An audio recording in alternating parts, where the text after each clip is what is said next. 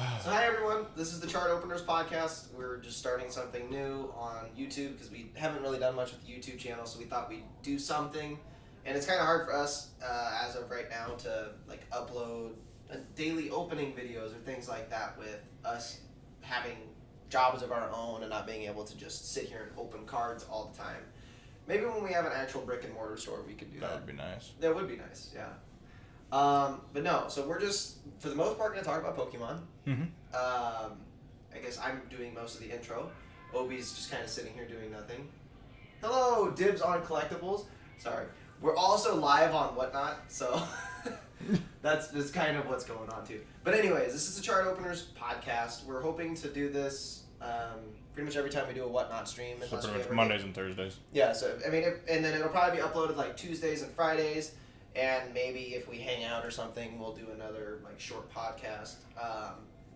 We'd like to start doing more things to help promote the company, so this is one of the things. So I guess for me, something I wanted to ask Obi was, how do you feel about the silver borders being in Scarlet and Violet? I mean, I'm enjoying it.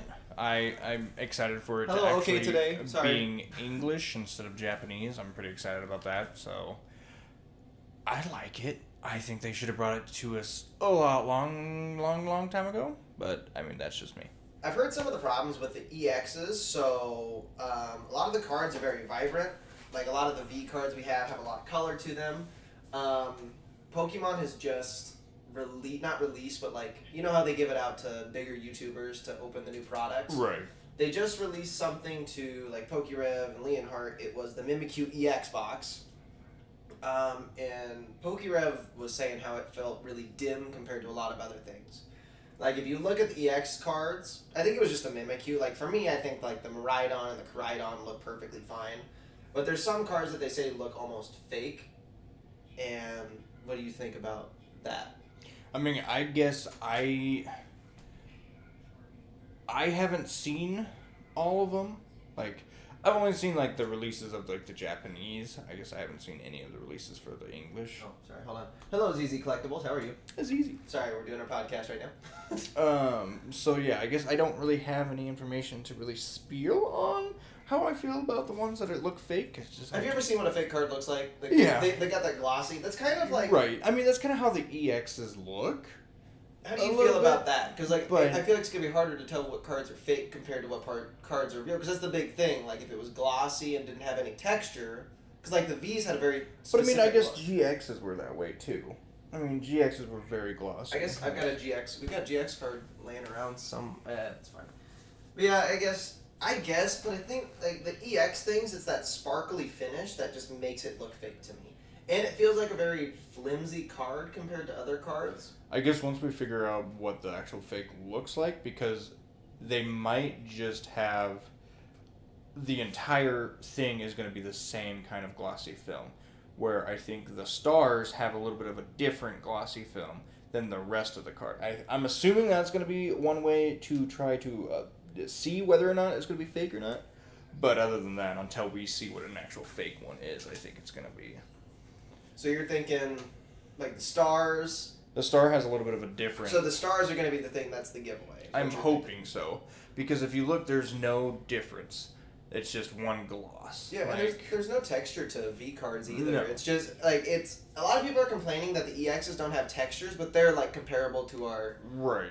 They're comparable to our V stars. The ones I'm worried about are actually the trainer gallery cards.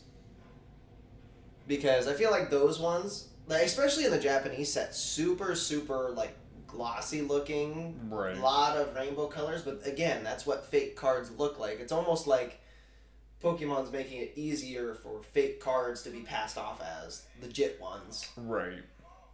Which, is it that their plan? Probably not, because then they're losing a ton of money. Mm-hmm. But, that's just was my thought process. Yeah, the silver borders, we haven't really seen anything that's non-holographic yet. Right. We had the Sprigatito, Fuecoco, and Quaxley holographic cards, but we haven't seen anything that's a non-holographic in English yet. So far, I'm impressed, but it's also I do like that the holo goes all the way through the cards. instead of it being sorry. Hello, Zardan. Hello, Anthony. Sorry, I gave up. Hello, Anthony. Okay, well, they left anyways. It's fine. Anyways, but the silver borders we don't know much about yet. No, like, big YouTubers have even had their chance to open any Scarlet or Violet boxes yet. Now, like, Japanese, obviously, yes, because it's been out since, I think it was January 20th. It was the same day that Crown Zenith released, I think. Because, I mean, we've had it in stock for quite a while now. Yeah. It's getting harder and harder to get at least the Violet in stock. Well, because Violet has 2 cards that are well over $300. I think Scarlet's most expensive card is the Golden Koraidon. I think so. But other than that, I don't know. See, a card that I wish was was worth a little bit more was like the Great Tusk card. Oh yeah. The one where he's like in the desert. I really like that card. Mm-hmm. I'm excited to get that one in English. Right. So as of the recording of this, it is February 27th. So we actually have less than a month until Scarlet and Violet come out.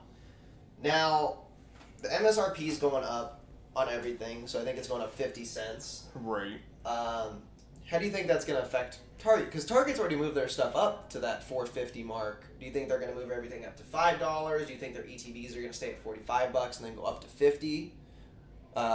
Because most holiday sets are $55, but you get 2 extra packs. Most mainline sets were $40 a couple months ago, and now they're up to $45.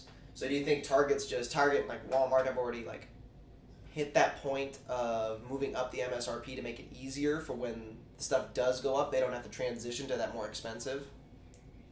I don't think so. I think they're gonna probably stay pretty competitive with it, just because I think they can buy it in such a high bulk that, and I mean they're both Walmart's a billion-dollar Yeah, company, they're billion-dollar so companies. I would think that they would probably stick with what they have been, just because they've been that way for God knows years. how long. Yeah, I was gonna say. So like they've always been selling 40, 45, just depending. Except for Ultra, I feel like Ultra Prism, we were buying those for like $35.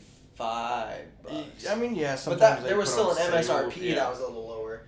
But that was also back before the huge boom happened. And then when the huge boom happened, everything kind of started up. Oh, Gunslinger started following us. Thank you, Gunslinger. Thank you. But yeah, so the computer screen just showed. Okay. But anyways, I feel like the MSRP is gonna affect more of the Hobbytown side the plug. That's not a plug because I don't like going there. I think it's gonna affect more of the hobby or the what am I looking? What's the word I'm looking for?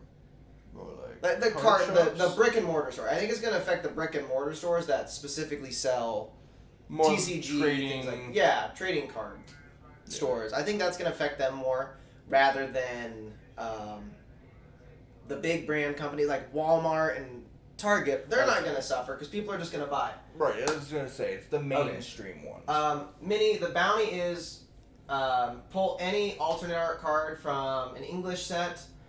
You get a free Brilliant Stars ETB. That's the bounty. Only from English sets, obviously. Like Cosmic Eclipse does have those alt arts. Those like any alternate art to a card counts. So that one, we've got like Evolving Skies. We've got a lot of Lost Origins, things like that. But anyways, we can cut those parts out. Where were we at? Just basically saying which one's gonna hurt more. But I mean, yeah, they can't get it as in big of bulk as what the mainstream companies can, which separates, the giants from just the regulars. What do you feel would happen if like Target and Walmart started selling booster boxes? I think that would definitely hurt a couple of card shops a little bit more because, again, the card shops, they're not going to be able to compete with the prices. And that's just what they're good at. They're good at, crippling others. Yeah. So, I think more or less it's going to hurt them a lot more. because it's some product that the mainstream companies have never done that they've been able to do to basically be in a bigger bulk than just selling singles and selling blister packs, stuff like that. Because, I mean, yeah, the biggest they've ever done was the ETBs. I was going to say, they've gotten the booster bundles, which is pretty much a mini booster box. But when you think about it, you've got that, or you can get 8 packs for the price. I mean, the best deal is going to be those booster bundles because you're getting 6 packs, at least when you go to Target or something like that. You're getting 6 packs for $25. Right. Whereas if you got like the check lane blisters or things like that, you're going to spend about $30 for 6 packs. Or if you get the ETB, it's going to be like $45. Right, because it's like, yeah, if it's $45 for 8 packs, and then you're going to go ahead and say you buy 2 booster bundles, that's $50 for 12 packs. You're getting 4 packs more for $5 more. Exactly. And so, but I mean, after taxes, obviously, you're probably actually going to be getting a little more than that because the ETBs are more like $50 after you take into consideration tax and things like that. God, what was I going to say? But I mean, I've had better luck with the booster bundles than I have with the ETBs. And then that's also the other thing, like, after a while, like, if you're new to Pokemon, it's great. ETBs are really fun to open. But if you've been doing it for a while, I mean, all it is mainly you're paying for the storage. You don't really need the sleeves anymore. You don't need the coins, the dice. The first couple, I would say, after the first couple, right? You don't like need after any of that stuff. you've been doing it for a little while, then it just becomes a little bit of an inconvenience, and then just takes up room. So I mean, and then at that point, you throw shit out, and then it's just like, okay. I feel like I've been throwing away a lot. Like I don't need the dice. I keep the sleeves because I do enjoy the sleeves. Eventually, are gonna be used. Like that's how I kind of justify keeping the sleeves. But like the dice, I only need 1 set of dice. The coin, I keep like the actual flipping coins, but like the poison damage, the burn damage, the brick of energy. Right. We throw that away. Like, I love the tabs that it gives you because then you can separate different kinds of cards. That I do like that, but also, I mean, is it really worth paying that extra $15? Right. Just for that stuff. I try to get at least 1 ATB from each set because then you can have sleeves from each set. Like when I go back and look at like Cosmic Eclipse, Unified Mind, Celestial Storm, Lost Thunder, like those sleeves, like an Ultra Prism, like it's fun to see the old sleeves. And then it kind of tells you how old a card is, like how long you've had a card. Because right. Normally you pull it and you put it in that sleeve, or like a sleeve that's around that time area. What they need to do is they need to fix their sleeves. They need to stop having that glossy film over it. When did they start that? Was it Vivid Voltage? Or was that the reprint that had those? I think it was the reprint. Because I want to say... I want to blame Brilliant Stars. Because that's when a lot of stuff changed, was Brilliant Stars. See, I think it's even still on Fusion Strike, though. Maybe. I don't know. Yeah, I don't know. But yeah, somewhere, I feel like it was mid-tier. Mid through the Sword and Shield. You're addicted to Sun and Moon. Close. But I guess that brings up a new point. What's your favorite set of all time? Set of all time has probably got to be... Was it Neo? The one with Neo Destiny, which is a Lugia one? I think so. I'm a big fan of Gen 2, but I'd probably say my favorite set, like out of every set,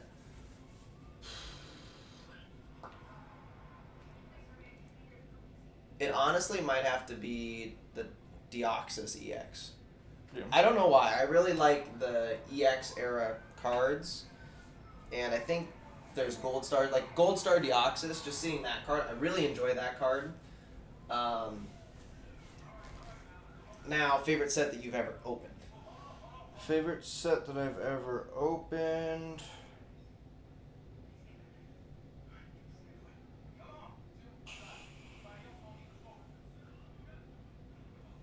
trying to think.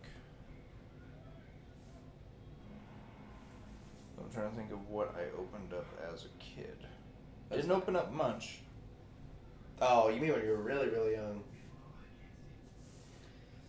See, I know. I'll just go since you're thinking. I know it's not the best set, but it was the first set I ever opened. I have a soft spot for Ultra Prism, which it does have some cool cards. Is it worth opening now? Not really, unless you pull the Lily. If you're going just strictly off of money aspect. I mean, I really liked Evolutions. I've really always liked Evolutions because I like the old cards and I like the Just designs. to revamp, bringing back the old stuff, old style. Yeah, but I personally, for me, I really liked Evolutions. I know it was hated because we actually didn't enjoy it when we were collecting 6 or 7 years ago, because it would be like, oh, all of these packs, and then they would be like, at the time, Evolutions was like only a $3 pack. Mm-hmm. And we opened a ton of Evolutions, because I've got a ton of Evolutions just sitting, like a ton of Evolutions bulk just sitting around, and I wish I would have kept some of those. Like, you go back and look at things, and you're like, man, I wish I would have kept that sealed. I wish I would have kept that sealed. Right. Because, like, if you went back and looked at things that we have opened, mm-hmm. it's honestly kind of depressing. Oh yeah, I mean if you tally up back then, you would get in a box, you'd get Steam Siege, Breakthrough, Ancient Origins, you'd get Ancient Origins is a big one now.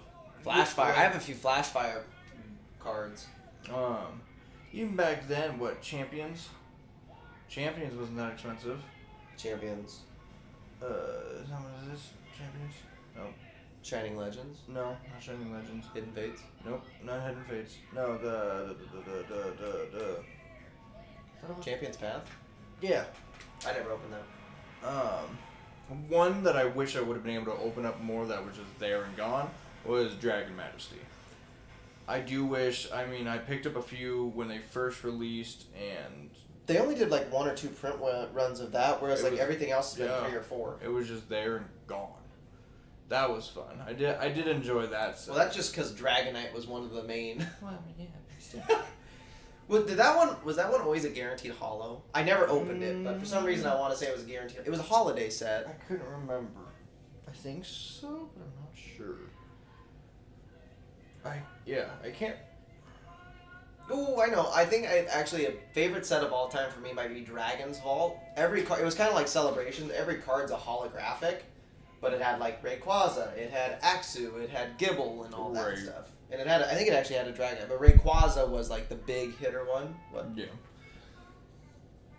What do you? Sorry.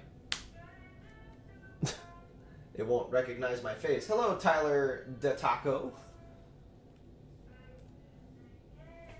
Okay. Anyways, Morgan Bitsky, how are you? And then Pikachu 11.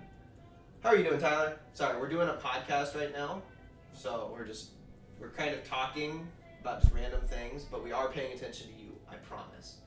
If you have any questions you'd like us to answer for the podcast, let us know.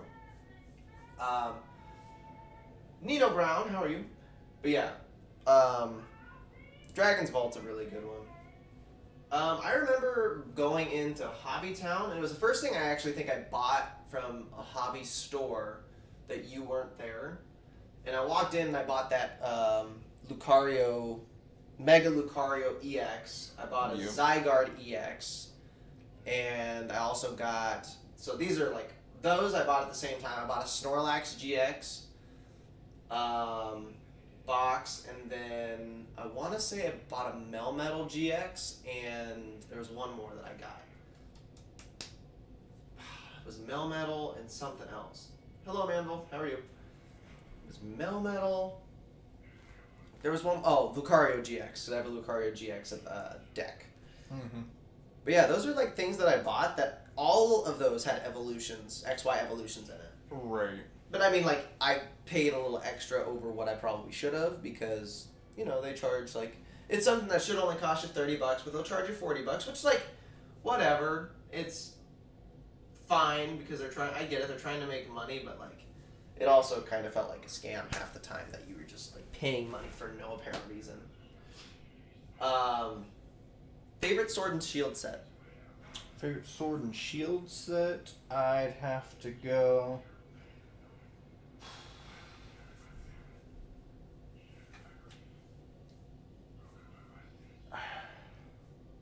I mean, just because they crammed 3 sets into one, I mean, I have to say Evolving Skies. What were the 3? It was Blue Sky, which was the Rayquaza one. It was Eevee Heroes, and then what was the other one?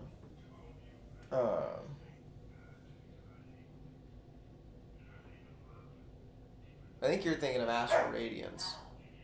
Astral Radiance had 3. Astral Radiance had Battle Region, Time Gazer, Well, and like, Space Traveler. so they had so many different alt arts that could have been spread out through so many different sets. Like, it could have been spaced out a lot better than it actually was, but it didn't.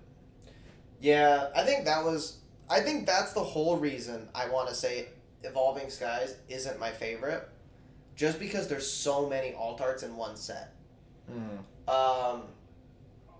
I actually prefer Chilling Reign over Evolving Skies. Evolving Skies, while it does have the Rayquaza, which is my favorite Pokemon, it's actually got 2 Rayquaza cards, or alt arts. I'm honestly going to say Fusion Strike. I enjoyed it. I enjoyed it a lot. I mean, I had some pretty decent luck with it. I also really like Battle Styles. I mean, Battle Styles is very underrated. I still feel like Urshifu is a very cool Pokemon, and for how much love it doesn't get, I don't understand it. Like, it's really cool. It's a kung fu fighting bear. Like, I don't. And it can have 2 different evolutions. It can either be water or it can be dark type. So like when you're playing the game, it's a lot different. Like obviously when you're playing the card game, it is just straight fighting type. But like as a Pokemon in general, I really like Urshifu. But like I'm tempted to just buy these alt arts straight up because like the Urshifu alt arts are like less. I could get all of them for less than $100. Plus like the trainer gallery cards from Brilliant Stars. Brilliant Stars' trainer gallery has just been like crapped on. It hasn't been good. Yeah, I'm good. Yeah. But then you got like you go to like Lost Origins, the VMAX Pikachu, $50. You go to Silver Tempest, the VMAX Rayquaza, $50. You go to Astral Radiance, Starmie V, Garchomp, both above $40, I think. And then obviously Crown Zenith's got like their trainer gallery is a god tier, so it's hard to go against them. Okay, last question, and then we'll probably end the first episode of the podcast. What is your favorite Galarian Gallery card, not counting the gold cards, from Crown Zenith? Because we all know what one you would say. Oh, yeah. That would be Giratina. 100%. Ooh, that's a tough one. I mean...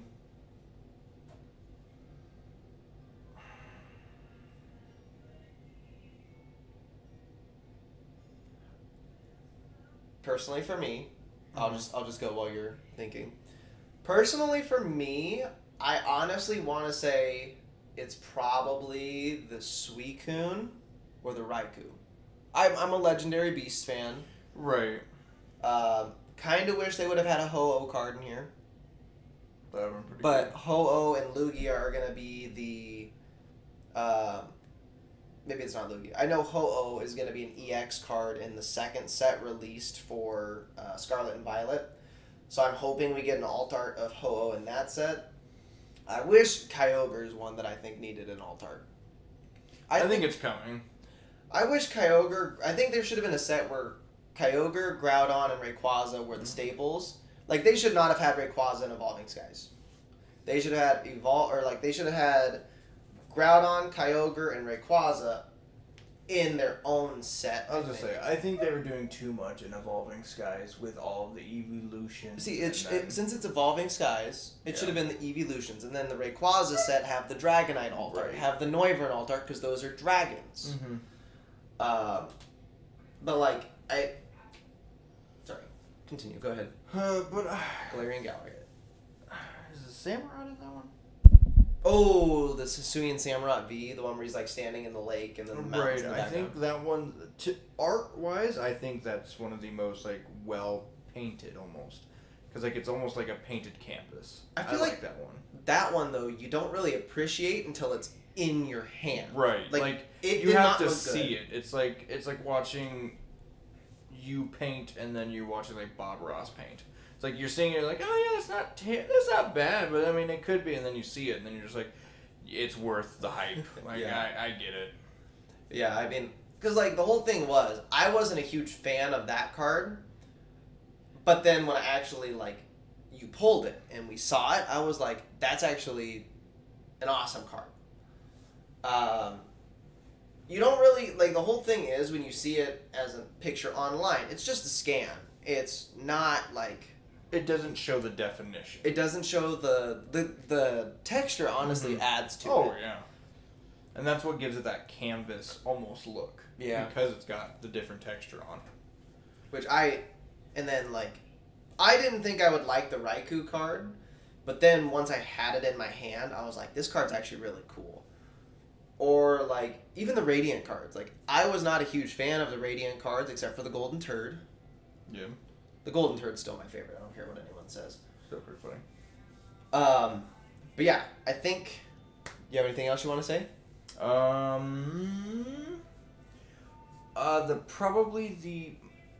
Like, looking back at it, the most fun set that I have ever opened.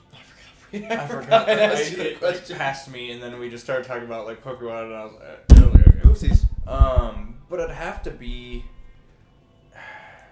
Oh my god, the microphone's I muted think this it- whole time. Nice. I'm just kidding. I was like, I've been seeing your voice, like, move. So. Yeah. Go ahead. But I'd have to say probably back in the EX, The EX was a good era. but it has to be probably EX Crystal Guardians, I think is Is what that it the one was. that... Does that have a Charizard in it? Charizard and off the top of my Arceus? head, I do not I remember. think it's Charizard, Arceus, and Shaman are the big ones in that. Because I think that one technically... So it's not the first one that I've been around for Pokemon, but I think it's technically the first pack I've ever opened. I think it was for like an... Don't you wish you would have kept that sealed? Oh, what the fuck, yeah. Yeah, I wish I would have kept a lot of stuff sealed. I also wish I would have... So, growing Not up, gotten I was weird. more Yu-Gi-Oh kid than I was Pokemon kid. Pokemon just came in every now and then and was there. But, I mean, I just kind of gave mine away. I didn't sell them. I didn't do nothing with it. I just gave them away. And now looking back at them, would they have been in good condition? No. There's no chance that they would have been because we played consistently without sleeves.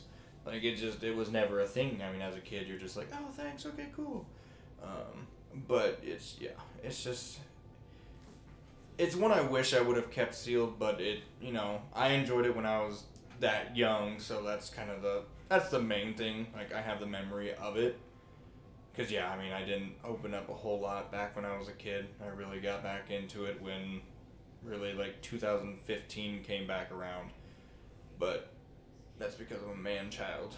So. I still wish I could have, like, opened an Evolutions booster box. And just think, you would have never had an addiction if I would have never gotten you attached to it. Well, see, here's the thing. We started opening cards together when I went off to college. He had moved away to Colorado, and we had another buddy who was there, and then Obi was like, hey, let's go to Walmart this random night, and he's like, I want Pokemon cards. And so he went and bought some, and I was like, okay, I guess I'll buy some too. And at the time, my favorite legendaries were... Because the first ever Pokemon game I played was Diamond. So my favorite Pokemon was Dialga. And Palkia was like my second favorite because, they go hand in hand. Then, first pack I opened, in Ultra Prism there is a GX, or Dialga GX. And I pulled the full art of it, and I thought it was the coolest card ever. I'm really sad, but I was really low on money when I started teaching. You don't get paid for the first 2 months, so I actually sold that card. I'm thinking about buying another one, just so I have it, just because that card has a lot of memories for me. And so we went there, and I pulled that, and I was like, "Oh, this is awesome!" At the time, it was like a $20-some card because it was very playable. We looked them up, and then. Obi pulled a Lily. Oh yeah, so that one was good because there was one booster box left at our local card shop, and our buddy bought it, and he pulled the full art Cynthia, and at the time Cynthia was $85. It was the most expensive card in the set. Right, that was the card you wanted, and then I don't know, I just held on to Lily just for no really reason at all. I kind of held on to my full art trainers and then got rid of if they had any duplicates, but yeah, then one day, I mean, a year or two ago, I just looked at my cards and I was like, oh yeah, I forgot about this one. Looked it up. It's the most expensive. It's the most expensive trainer card. Like, you never really know about what's going to be the next biggest thing because, I mean, at the time, Lily was probably worth $15, maybe. Well, it's like this Miria, The nurse card from Violet. Mm-hmm. This dude Mm-hmm. pulled. We were talking about it, and I was like, "Yeah, the most expensive card in this set is $600, $700." He pulls it, and we're sitting there just just freaking out because I'm just like, it's the downright the most expensive card I've ever pulled.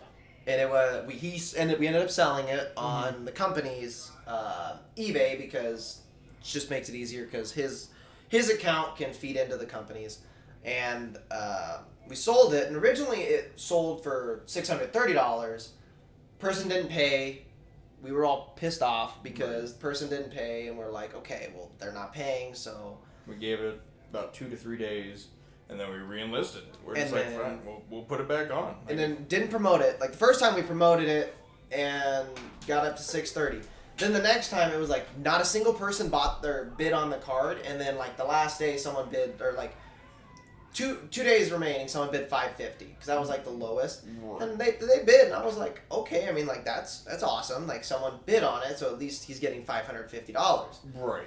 Then I woke up the next morning because this is all like I'm watching it because I run the eBay and the Yeah. TCG for the most part, and so Obi, like I'm just texting Obi whenever anything happens, and wake up the next morning and it was at like $660. So, and it had gone up $30 since the last time. So like Obi and I were frustrated at the time, but then it was like, oh, it's gone up, and then I was like, okay, $660, that's really good. Wake up the next morning, and getting ready to go to bed. That's what it was. My phone's just blowing up. Got all the way up to $730. So Obi made an extra. It's probably going to be an extra $75 by the time like taxes and stuff like that come Right. out. But now the card's selling like on eBay. I think it was buy it now for over $1,000. Right, like people are jacking that price up. Which I mean, it makes sense. Like it is a good card. Like I'm not gonna lie, it's a nice card. But like, I had no connection with it. He had no connection with it. And that's why I wanted to get rid of it at first. Like, at first look, I was like, hey, we just have to sell it. Like, that's all we have to do. I can't hold on to it, because if I hold on to it, I grow an attachment to it, and I'm just like, no, we just need to get it out. And like I said, good card. Like it looks really good, but like it's gonna be coming out in English. Right. And it's a $600 card. You can like, Right. and he was talking about maybe sending it off to PSA, but by the time it comes back from PSA, There's a chance it can go down. like it might be worth. It'll probably still be worth about $1,000, but is it really worth sending it off to PSA, waiting a couple months to get it back, Right. and then maybe making an extra $200? Now, like he probably could have sent it off to Beckett, and if it got a black label, then it would have been like. Then, yeah. But I think it wouldn't have gotten the black label because if you looked at it, like the top was a little bit. Right. You're throwing up so much for chance of it actually doing great. Like, for my Lily, like, I'm worried to send it off because it's like, if it doesn't get a 10, it's roughly around the same price as what it is raw. So it's like, I mean, the 9 would probably be like, yeah, it's worth it, but like yours is that borderline 9, Yeah. 8-ish area. So it's like, is it worth sending it off? Because first of all, it's going to cost you about, let's say, $20 because the value package is $19. Right. It's going to cost him $20. And if he sells the card raw, it is near mint, no matter how off-centered it is. So he could sell it for, what, $300 now? roughly, yeah. It's about $300. He could either sell it for $300 or he could sell it, get it sent off to PSA. If it gets a 9, maybe sell it for $350. But it's like, is it worth sending it to PSA, having it come back, and only making that extra $20? It just seems like, because then the card could get damaged in transit, things like that. Now, if it's a perfect card, like, no, I guess not perfect. PSA is pretty good about giving you 10s even if the card's not perfect. So that's why I'm thinking yours might get a 9. And, like, yeah, my problem is, like, all the cards I have right now, like, I've got a ton of cards in slabs. Like, the Venusaur from Celebrations. It's one of my favorite. Like, the Venusaur Blastoise, I don't really care for the Charizard Like, I'm not a huge Charizard fan. Now, like, I've got a metal Charizard and, like, a base set Pikachu, like the metal cards that came in the Celebrations collection. I love those cards, but it's like any other card, I'm like... Any other... Like, if I had those same exact cards, probably wouldn't care too much for them. Right. And I feel like that's kind of the same way with that... We don't even know her name. The nurse. Miriam, or something like that. Miriam, yeah. But yeah, it's the whole, like... Getting attached to the cards, and you're just like, oh, I really like Pretty that much. card. Like, I'd like to sell the Lily, I would, but it's just like, I've held on to it for so long. That's just Honestly, like, that one I would just keep hold of for Right. even longer. Like, what would be your point where you're like, I can't justify holding on to this card anymore? I mean, it would probably have to be up in like the thousands, just because it's, I don't know, it's when we hardcore got back into stuff, and it's one of those just random like diamond in the rough stuff, like blew up. Just if it was random. Right. Because yeah, Jordan was like bragging nonstop that he had pulled that Cynthia, and we were like, "Oh, we hate you. You Right. suck." And then all of a sudden, his Lily is $240 now. I think the most expensive card I've pulled is the Giratina V Alter. Your Rayquaza VMAX is actually one of the more expensive ones that you pulled. Rayquaza VMAX. At the time, it was like $350. That was when the huge like spike in price was going up, right? It was like $350 or something like that, and then pulled the second card that I pulled in your car, the Charizard Altar. oh, I forgot you pulled that. It was terribly centered, but yeah. So he pulled he's got the dumbest car luck, and the thing that frustrates me the most is that I had my hand on this Hisuian Electrode V box, and I was like, I don't want that one. Well, he pulled the first one down, and then it was the one behind it that you were only gonna get two, and then I think you went with something else. I don't think you got two. I went with that and then like a 3-pack blister I of think Silver so, yeah. Tempest or something. So like you that, yeah. put it back, and the only reason why I picked the one that he had touched was because there was more further down, but I just didn't want to bend over and pick him up. So in other words, the only reason he got the Charizard was because he's super lazy. Pretty much, yeah. I was like, I could bend down and pick it up, or I could just go for this one that's right in front of my face. So I was just like, oh, sure. Not even thinking about it, of him being, like, oh, I'm going to get this one, but then it's like, no, I'm gonna go ahead and hold off on it, and then I went ahead and went and did it. Yeah, it was. So are those the 3 most expensive cards you've ever pulled? Lily. I wouldn't really count Lily because at the time it was only 20. Like when you first pulled it, the most expensive cards would have to be that obviously the Miriam or whatever it is, the Rayquaza, Charizard. Charizard. Those would probably be my main 3 expensive ones. Because then you pulled like the Dragonite, or no, you bought the Dragonite. I bought the Dragonite. I pulled it. Yeah. Because then, I guess that one, and then it's getting more expensive, but at the time it wasn't like too bad. I think it was like $35, but it was the Sylveon, not Sylveon, Espeon Altar. Oh, you got that as a PSA 10 now, don't you? That Yes. came back as a 10 or a 9? I think that one came back as a 10, and then my Japanese Friends of Galar came back as a 10. I was gonna say, I think my top 3 cards was the Giratina V, obviously.